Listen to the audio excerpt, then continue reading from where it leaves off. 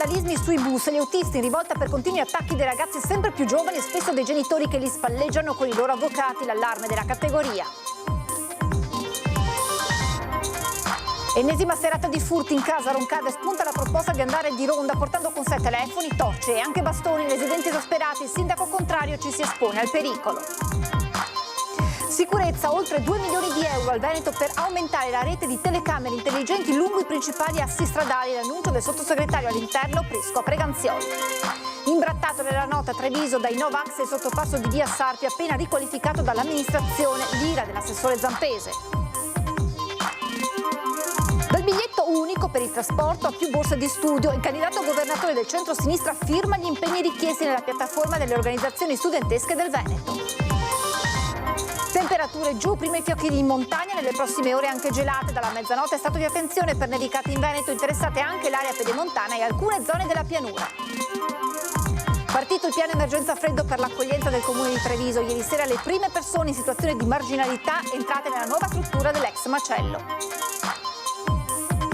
Madonna della Salute, domani la cerimonia a Venezia, attesi migliaia di fedeli. Antena 3 seguirà in diretta la messa con il patriarca Moraglia, appuntamento dalle 9:45.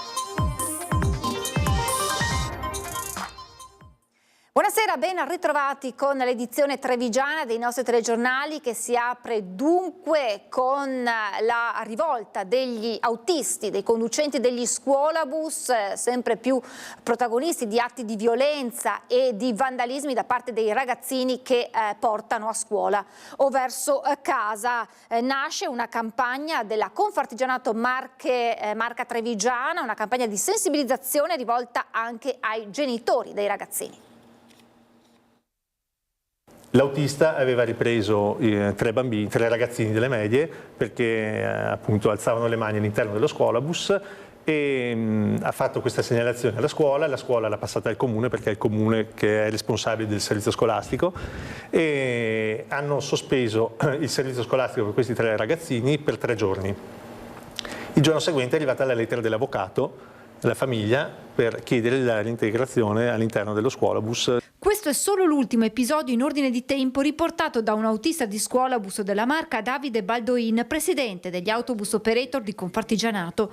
Ma sono pressoché quotidiani i vandalismi e le violenze a bordo dei mezzi che effettuano il trasporto scolastico per i ragazzini di elementari e medie. Un fenomeno monitorato dalla categoria che evidenzia subito un aspetto: si sta progressivamente abbassando l'età di chi si rende protagonista di questi atti, 12-13 anni, anche se ci sono casi pure tra i bambini delle elementari.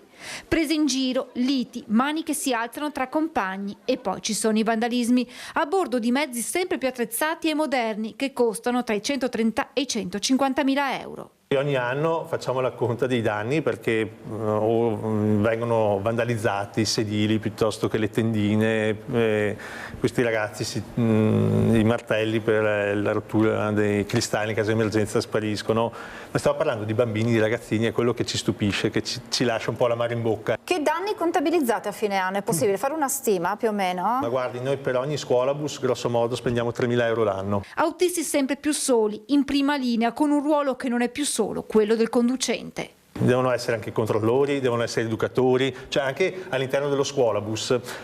Fa parte sempre di un programma scolastico. A questo si aggiunge la poca collaborazione delle famiglie.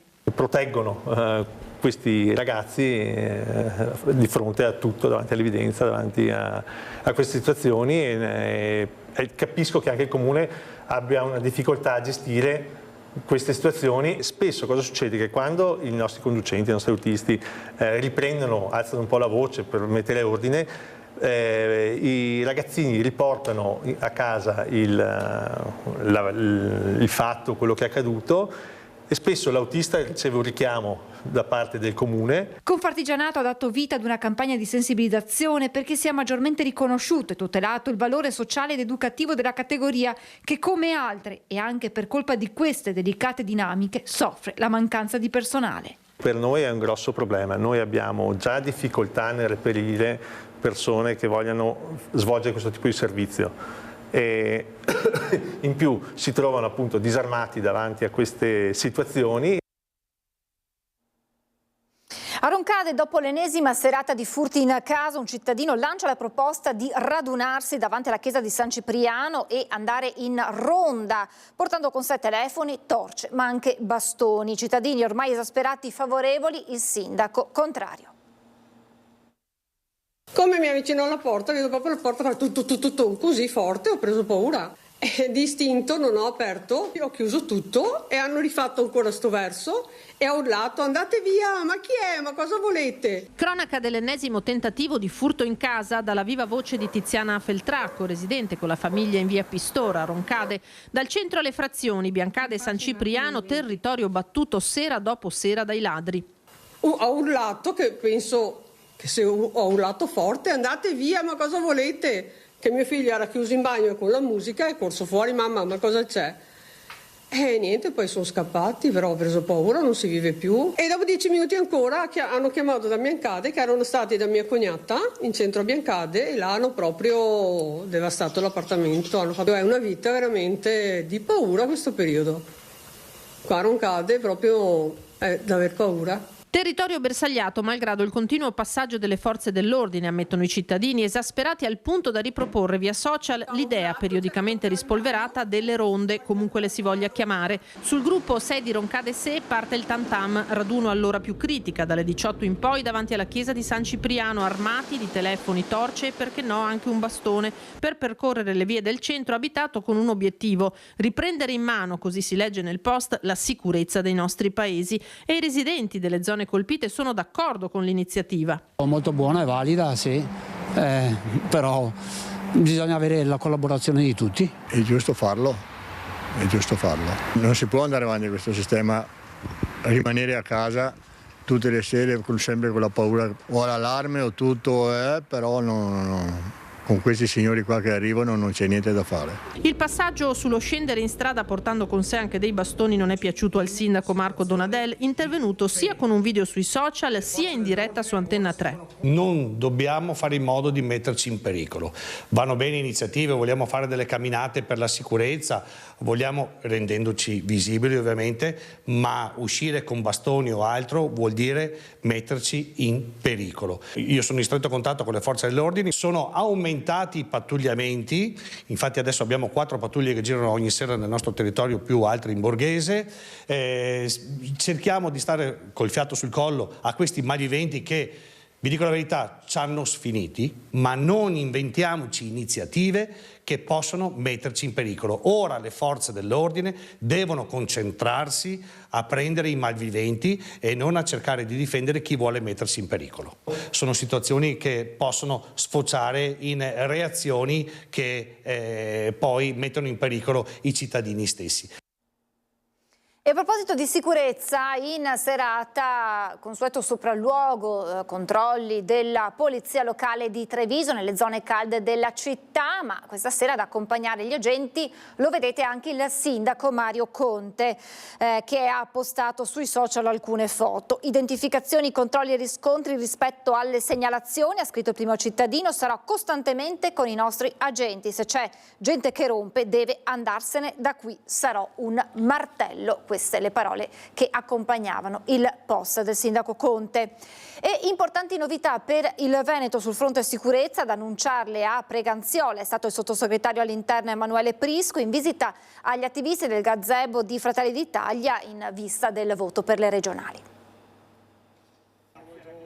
Oltre 2 milioni di euro al Veneto per aumentare la rete di telecamere intelligenti lungo i principali assi viari regionali. È il nuovo provvedimento del governo sul fronte sicurezza annunciato dal sottosegretario all'interno Emanuele Prisco a Preganziola. Quello dei furti è un problema importante, su questo abbiamo fatto anche uno stanziamento importante di risorse da coordinare con le regioni proprio per potenziare la rete anche in Veneto di videosorveglianza sulle strade principali, perché spesso non sono criminali autoctoni ma criminali che vengono da fuori a rubare in Veneto. Proprio un sistema di controllo delle vie di comunicazione principale con la lettura targa larghe, sarà da qui a breve messo in campo insieme a Regione Veneto ed ha l'obiettivo proprio di limitare e scoraggiare questo tipo di attività criminali. Ad accompagnarlo il vice sindaco di Montebelluna e candidato in regione Claudio Borgia, che in segno di distensione dopo le recenti polemiche a Treviso ha portato il sottosegretario al vicino gazebo della Lega per ribadire la competenza del centrodestra anche nella Marca sui temi della sicurezza, zone rosse comprese. Le zone rosse funzionano benissimo, hanno permesso di controllare oltre 2 milioni di persone in Italia, hanno consentito di facilitare le espulsioni che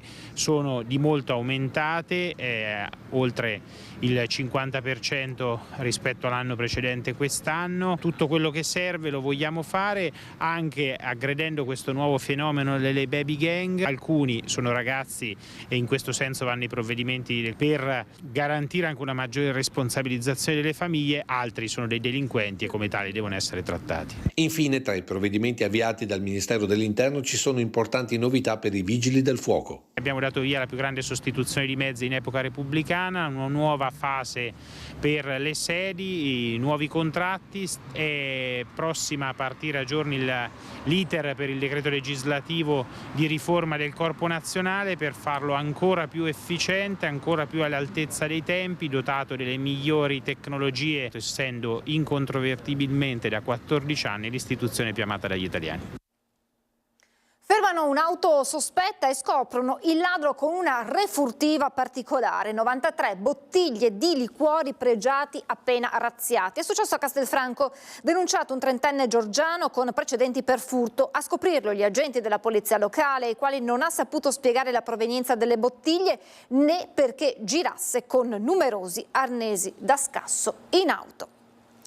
Imbrattato dai Novax nella notte a Treviso, sottopasso di via Sarpi appena riqualificato dall'amministrazione.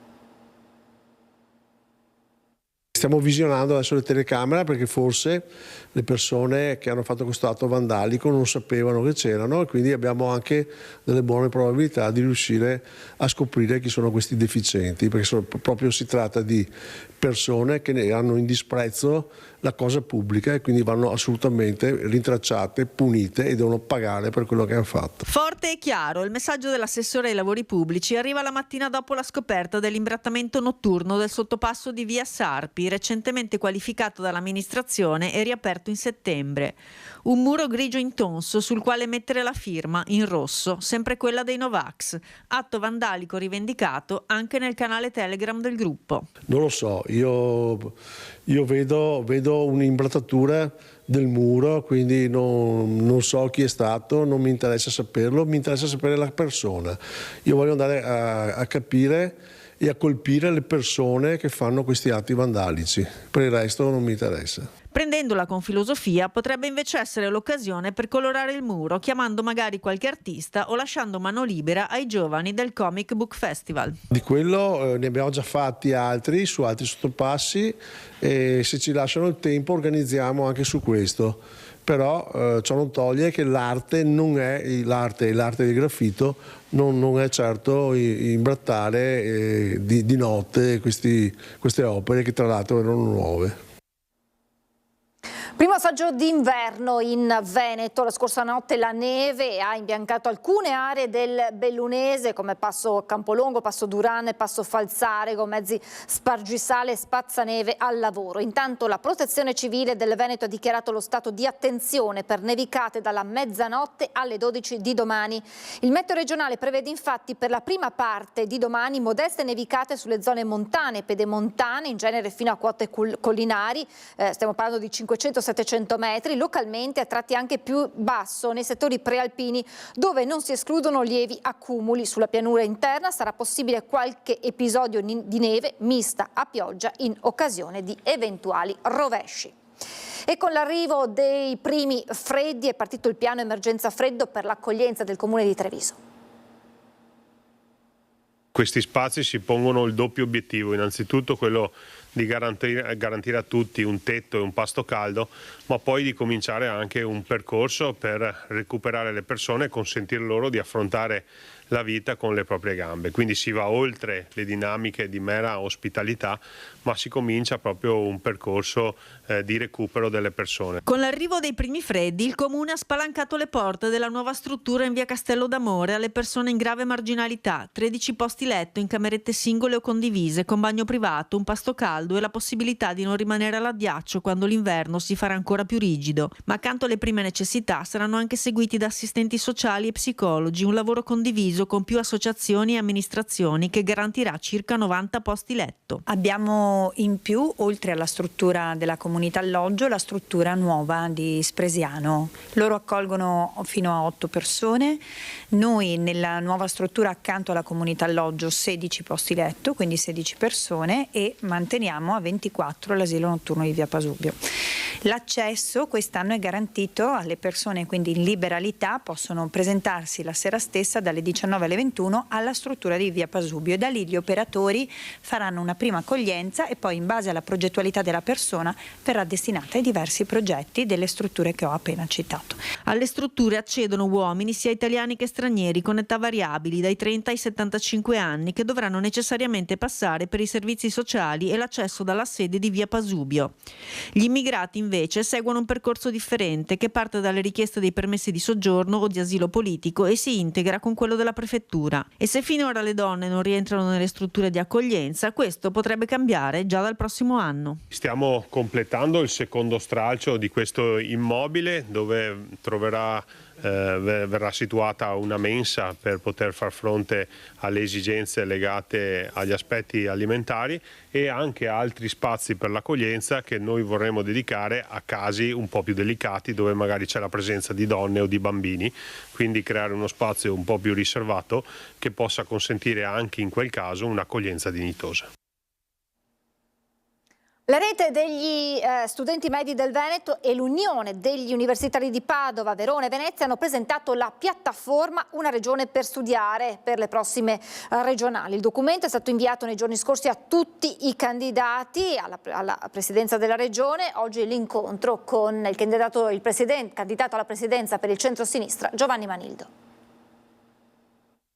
Abbiamo il piacere di parlare con chiunque si sia candidato per queste regionali, per dare anche la visione di studenti e studentesse di quella che vorremmo come regione. L'incontro è davanti all'Università di Padova con il candidato del centro-sinistra Giovanni Manildo, che lo scorso luglio aveva scelto di iniziare la sua campagna elettorale proprio con un incontro con gli studenti universitari. Arrivati da tutto il Veneto, i rappresentanti degli studenti di UDO e Rete Studenti hanno esposto a Manildo le loro proposte e i problemi che affrontano quotidianamente, a partire dalle borse di studio insufficienti. C'è necessità di una residenza pubblica e accessibile, perché poi il punto non è soltanto finanziare gli spazi, gli alloggi, ma è anche come ci si fa accesso all'interno di questi spazi. Il costo dello studiare nella nostra regione è sempre più elevato, si parla anche di caro libri, caro scuola più in generale. Le famiglie devono poter mandare i loro figli a scuola. Solo a Padova sono quasi 2000 gli studenti idonei non beneficiari di borsa di studio in prima assegnazione, diritto anche ad un alloggio pubblico e agevolazioni nei trasporti con il biglietto unico sono le richieste degli universitari. Noi chiediamo in realtà da anni alla Regione Veneto un biglietto unico integrato che non è stato fatto, e chiediamo soprattutto un investimento forte nel rafforzare quelle che sono le linee, gli orari dei bus, l'intermodalità anche tra mezzi diversi. Chiediamo un tavolo permanente di confronto sulla situazione del trasporto pubblico con gli studenti. A Manildo gli studenti hanno consegnato il riassunto di quello che hanno concentrato in una piattaforma di proposte per agevolare il diritto allo studio. Mi piace che ci sia questa piattaforma da parte dei ragazzi e degli studenti che evidenzi le azioni che devono essere fatte con un'attenzione al diritto allo studio, perché una regione che guarda al futuro deve interpretare e concretizzare insieme ai ragazzi, quindi una partecipazione attiva di proposte, deve concretizzare le loro giustissime richieste.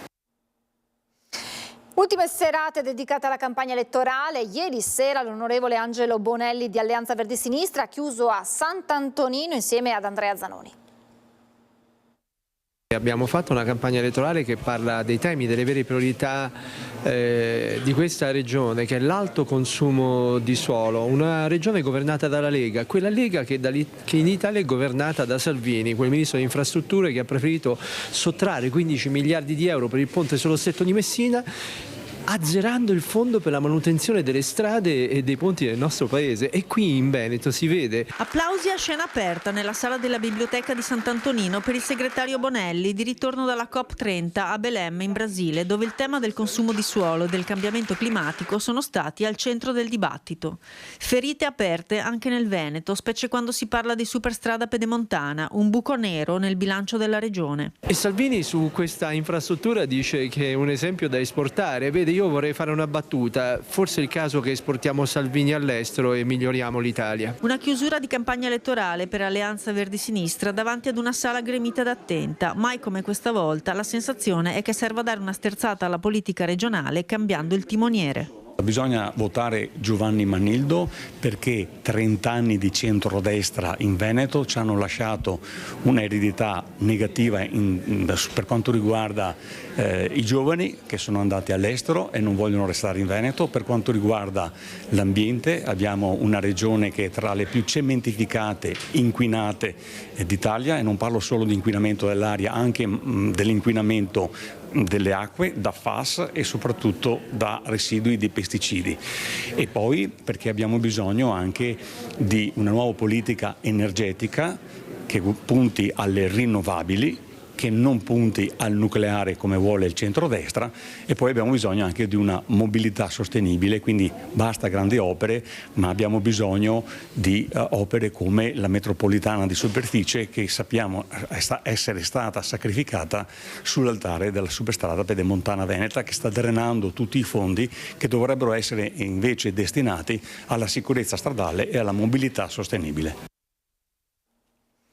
Più sicurezza, più politiche sociosanitarie e meno burocrazia sono tra i punti fondanti della lista Liga Veneta Repubblica, che alle prossime regionali sostiene la candidatura di Alberto Stefani. Ci sono cose buone, ma ci sono molte cose da migliorare. Io credo che il nuovo presidente, che sarà il più giovane presidente di Regione Italiana, Alberto Stefani, possa cambiare passo, nel senso di migliorare moltissimo. È un cambiamento nel segno della continuità di quanto buono fatto finora, quello proposto da Liga Veneta Repubblica, che alle elezioni regionali sostiene la candidatura a presidente di Alberto Stefani, facendo bandiera di un'identità territoriale molto forte e con un programma che prevede tra l'altro interventi decisivi in materia di sicurezza e sburocratizzazione, il tutto in un'amministrazione del Veneto che deve essere più collegiale. Le figure dirigenziali della regione che devono tornare ad esprimere piena responsabilità nelle scelte che li riguardano, quindi senza sudditanza nei confronti del Presidente. Il Presidente sarà un coordinatore e i direttori saranno coloro che assumono le decisioni. Tra le tante priorità particolarmente sentito è il tema del sociale. Il sociale è stato molto trascurato in questo periodo sia a livello nazionale e quindi è ricaduta nei livelli locali. Il supporto ai comuni sarà essenziale appunto attraverso un piano sociosanitario che risponda alle esigenze dei nostri cittadini. E poi ci sono i giovani, il futuro del Veneto e nelle nuove generazioni, e bisogna dargli spazio. Credere nei giovani, credere nel lavoro, credere nella voglia che abbiamo di lavorare. Quello che ci serve sta veramente nel nostro giardino di casa, quindi basta crederci. E poi c'è l'economia, il futuro del Veneto dal punto di vista proprio economico, e Marco Rizzo, candidato a Democrazia Sovrana Popolare, parla di un patto per l'energia per le piccole e medie imprese.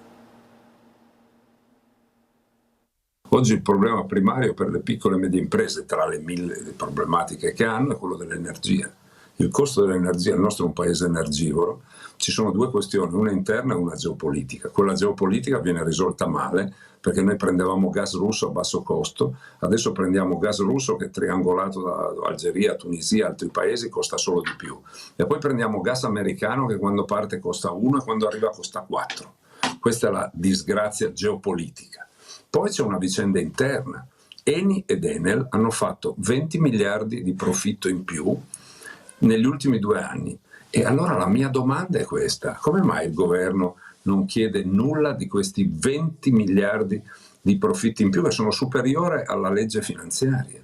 C'è un manifesto per l'energia che abbiamo siglato io e Paolo Agnelli. Abbiamo siglato un manifesto per l'energia, ne parleremo il 3 dicembre a Roma e presenteremo questo piano al governo, dove c'è anche la Lega. Appoggiateci. Noi chiediamo che l'ENI e l'Enel mandino fuori una parte dei loro profitti affinché la piccola e media impresa venga aiutata di più, e anche un po' le bollette dei consumatori. Si chiama Manifesto per l'energia, l'abbiamo messo in campo e certamente se avremo e avrò più forza nel Veneto, avrò e avremo più forza anche in questo Manifesto per l'energia. Serve un sistema sanitario vicino ai cittadini che risponda ai loro bisogni, lo sostiene Riccardo Szumski, candidato con Resistere Veneto, parlando proprio di uno dei temi più sentiti dai veneti, quello della sanità. Bisognerebbe creare una rete che porti l'assistenza in maniera più vicina ai cittadini, perché anche ieri che ero a Venezia c'erano delle persone anziane che mi pregavano perché andare a Venezia, avere un medico distante, e quindi dovremmo cercare di mettere un sistema sostitutivo anche della mancanza di medici, in cui la tecnologia sia un servizio, cioè uno possa sapere che c'è una postazione dove viene fatto un elettrocardiogramma, che non bisogna avere il medico lì, lo legge a distanza, e quindi utilizzare la tecnologia per essere più vicini ai cittadini.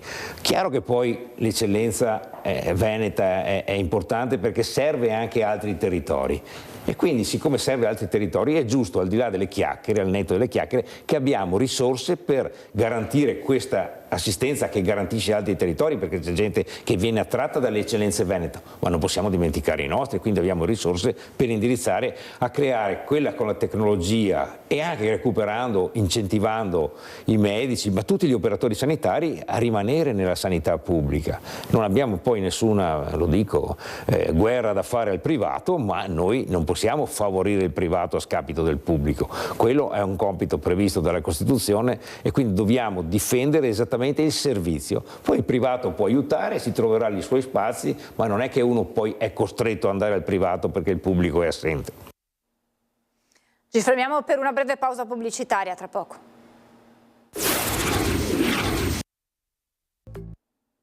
Rieccoci in diretta. Dopo le lezioni aperte a tutti nel primo semestre, all'Università di Padova si è svolto il test d'ingresso per proseguire gli studi dell'area medica. È la prima volta dopo la riforma che ha abolito il numero chiuso.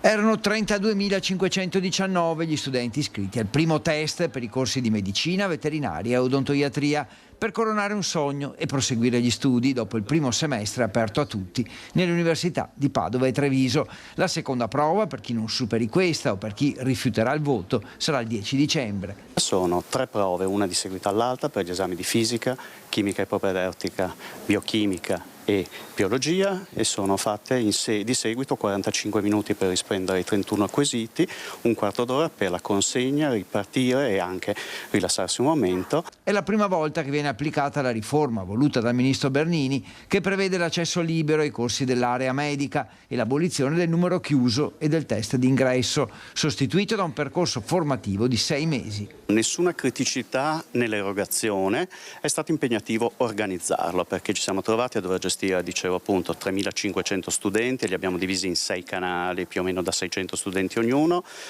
Abbiamo avuto problema di disponibilità di spazi, non abbiamo potuto fare lezioni in presenza se non nelle prime 4 settimane. Era nuovo per tutti questa metodologia di ingresso, quindi quello sforzo è stato per accompagnare gli studenti. Gli oltre 3.000 studenti iscritti sono stati distribuiti in una quarantina di classi e 6 sedi. L'esito dell'esame verrà pubblicato entro il 3 dicembre. Siamo allo sport, rugby con il Benetton ancora fermo per gli impegni della nazionale, 14 leoni impegnati contro il Cile. Alla Ghirada questo intervallo è utile per affinare alcuni aspetti, come spiega l'allenatore di Mischia Costanzo. Indicazioni arriveranno anche dall'amichevole di stasera a Viareggio contro le Zebre. Lavoriamo con un gruppo che ha qualità e quindi i margini di miglioramento sono enormi. Arrivato a Treviso quando aveva 16 anni per giocare nelle giovanili, è un ritorno che mescola ricordi e nuove emozioni, quello di Salvatore Costanzo, allenatore di Mischia al Benetton Rugby. Con il campionato fermo per gli impegni della nazionale, prossima partita il 28 novembre in trasferta contro l'Ulster, c'è il tempo per lavorare su aspetti che altrimenti rimarrebbero marginali. Ci siamo concentrati più sui nostri fattori chiavi per quanto riguarda il gioco, sia in attacco che in difesa, ma anche per quanto riguarda i reparti. Settimana scorsa abbiamo fatto un allenamento congiunto con Petrarca che è stato molto utile, per poi questa settimana adesso andremo a giocare un'amichevole vera con le Zebre, potremo mettere in pratica quello che abbiamo provato in maniera dettagliata queste settimane. Parma test importante per atleti e allenatori, soprattutto per Costanzo, che ha imparato in quest'ultimo periodo a conoscere i giocatori. Devo conoscere bene i ragazzi e conoscere anche lo staff, e quindi le prime settimane sono state un po' di studio. Ho cercato di lavorare in maniera un pochettino più profonda sul sistema e cercando di mettere anche una buona dose di approccio e di mentalità, considerando la qualità dei ragazzi. Ecco. Alla Mischia biancoverde l'allenatore sta cercando di imprimere il suo modello di gioco. Nella mia maniera di pensare alla Mischia chiusa, i parametri di efficacia magari possono essere diversi rispetto ad altri. E dividendo palla nostra e palla avversaria sono abbastanza soddisfatto per quanto riguarda le palle nostra introduzione, e anche se siamo un pochettino più precisi possiamo farle fruttare di più in termini di penalità a favore. Occorre inoltre maggiore precisione in difesa continua. I 4 calci contro rimediati con gli Stormers lo dimostrano. Sono soddisfatto, ma non sono esattamente dove vorrei essere in questo momento, quindi lavoreremo sicuramente con i ragazzi, sono molto contento di questo. E apriamo la pagina con le notizie da Belluno e provincia.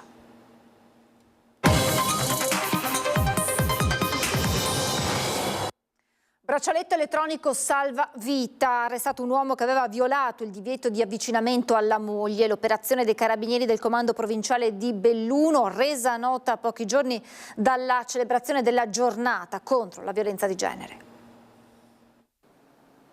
Un allarme scattato all'improvviso ha permesso ai carabinieri di Belluno di intervenire in pochi minuti e sventare un possibile episodio di violenza domestica. Alla centrale operativa del comando provinciale di Belluno è arrivata la segnalazione del braccialetto elettronico indossato da un uomo di origine ecuadoriana già sottoposto alla misura cautelare del divieto di avvicinamento alla moglie. Il provvedimento del Tribunale imponeva di mantenere una distanza minima di 500 metri dalla donna. Quando l'uomo ha oltrepassato il perimetro di sicurezza, il sistema di monitoraggio ha inviato immediatamente l'allerta. L'operatore della centrale ha contattato la vittima per verificare che fosse al sicuro e nello stesso momento ha inviato una pattuglia alla stazione di Longarone. Grazie alle coordinate GPS trasmesse in tempo reale dal dispositivo, i militari sono riusciti a individuare l'uomo in una strada a poche centinaia di metri dal luogo dove si trovava la donna. L'uomo è stato fermato in flagranza e arrestato per violazione del divieto di avvicinamento. Un intervento rapido che dimostra l'efficacia del braccialetto elettronico come strumento di tutela, soprattutto nei casi legati alla violenza di genere, un tema che l'Arma porterà anche nelle scuole nell'incontro di sensibilizzazione organizzato per lunedì 24 novembre al Teatro Comunale di Belluno all'interno delle iniziative dedicate alla Giornata internazionale contro la violenza sulle donne e a cui collaborano Procura, Comune di Belluno, Ufficio Scolastico Provinciale e Soroptimist Belluno Feltre. Sarà eseguita domani l'autopsia sul corpo di Ludovica, la piccola di 2 anni, morta sabato mattina tra le braccia dei genitori a Borgo Valbelluna. Nel fascicolo aperto dalla Procura di Belluno risulterebbe iscritto il nome di un medico dell'ospedale di Feltre. È una fase cruciale dell'inchiesta, quella che si è aperta sulla morte di Ludovica di soli 2 anni. Nelle scorse ore la Procura di Belluno ha iscritto nel registro degli indagati il pediatra del Santa Maria del Prato di Feltre che sabato notte visitò la piccola.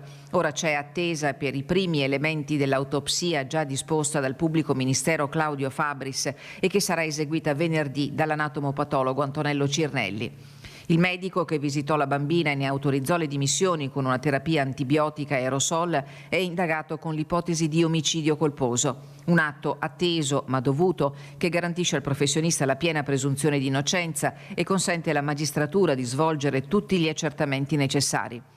L'avviso di garanzia arriverà nelle prossime ore anche alla famiglia della piccola attraverso la loro legale, l'avvocata Roberta Sommavilla. I genitori, sconvolti dalla perdita improvvisa, chiedono di capire se le difficoltà respiratorie manifestate da Ludovica sin da mercoledì scorso, con febbre alta e un preoccupante strabismo, avrebbero potuto richiedere un'osservazione più prolungata. Sarà proprio l'autopsia a fornire le prime risposte. Alcune indicazioni potrebbero arrivare già subito dopo l'esame, mentre per la relazione completa serviranno almeno 3 mesi. Su quella base il pubblico ministero valuterà se chiedere l'archiviazione del fascicolo o procedere con il rinvio a giudizio. Parallelamente anche l'Ulse Dolomiti ha aperto una propria indagine interna volta ad accertare i fatti. La comunità di Borgo Valbelluna si è stretta accanto alla famiglia in attesa che l'inchiesta faccia piena luce su una vicenda che ha profondamente colpito l'intera provincia. Lo Sliding Center di Cortina d'Ampezzo entra in modalità 5 cerchi. Nel fine settimana, infatti, dalla rinnovata pista intitolata al mito assoluto del bob azzurro Eugenio Monti prenderà avvio la Coppa del Mondo di bob e di skeleton. Una 3 giorni che sarà un autentico test in vista delle Olimpiadi Milano-Cortina del prossimo febbraio. Le gare di skeleton si svolgeranno domani, mentre quelle del bob nelle giornate di sabato e domenica. È il debutto internazionale della nuova pista che ospiterà le gare olimpiche e che la settimana scorsa ha ospitato gli allenamenti ufficiali previsti prima delle Olimpiadi e che ha visto in pista più di 250 atleti provenienti da oltre 20 nazioni. Una settantina sono stati gli equipaggi del bob, un'ottantina gli equipaggi dello skeleton. E della Coppa del Mondo e delle ormai vicine Olimpiadi e Paralimpiadi ha parlato nel pomeriggio a Belluno il ministro dello sport Andrea Abodi. Questa Coppa del Mondo ancora una volta spiegherà anche agli scettici, a quelli che non si arrendono all'idea che saremmo stati capaci, e che quella pista esiste, peraltro apprezzata dagli atleti di tutto il mondo. A 77 giorni dal via ufficiale all'Olimpiade invernale 2026 gli occhi sono puntati su Cortina e sulla nuova Eugenio Monti, che nelle prossime ore per tutto il weekend ospiterà le gare di Coppa del Mondo di bob e skeleton. Il ministro per lo sport Andrea Abodi nel pomeriggio ai nostri microfoni ha esaltato ancora una volta la pista di bob, che una volta chiusi i giochi potrà diventare, o almeno questo è l'auspicio, il centro dell'interesse per 3 discipline condannate dalla chiusura della pista di Cesana. Tutto ha una ragione, io penso più all'eredità che all'agenda olimpica, nel senso che si consacrerà dopo lo sforzo che è stato fatto da chi ha sviluppato quel cantiere. Resta ancora tutta aperta invece la partita della cabinovia Pollonio-Socrepe, se secondo Michele Titton, il mago della pista di bob indicato da Simico anche alla guida dei lavori per l'impianto di risalita, il cantiere sarà completato entro 78 giorni, pur se l'agognata immunità di frana che deve essere rilasciata dalla Regione Veneto si fa attendere. Bisogna far lavorare i tecnici, se c'è fiducia nei tecnici, se loro ci dicono che la tempistica è molto stretta ma comunque è possibile, io mi devo augurare che quelle valutazioni siano corrette. Siccome la società Infrastrutture Milano Cortina ha rispettato gli impegni che ha preso partendo proprio dalla pista di bob, io devo pensare che si possa contare anche su questa nuova struttura, che mi sembra sia indispensabile e comunque importante anche nell'ottica di una mobilità sostenibile che non vada a concentrarsi e che impedirebbe poi di arrivare sulle piste a migliaia di persone. Prima di salutarci un'ultima notizia, perché domani Antenna 3 seguirà in diretta dalle 9:45 le celebrazioni per la festa della Madonna della Salute a Venezia. Ci collegheremo con la Basilica per la messa solenne presieduta dal Patriarca Monsignor Francesco Moraglia, che trasmetteremo integralmente. Appuntamento dunque domani mattina alle 9:45, naturalmente in diretta su Antenna 3. E con questo appuntamento da segnarsi si chiude questa edizione del nostro telegiornale. Io vi lascio come di consueto alla sigla e le previsioni meteo. Grazie per l'attenzione e buona serata.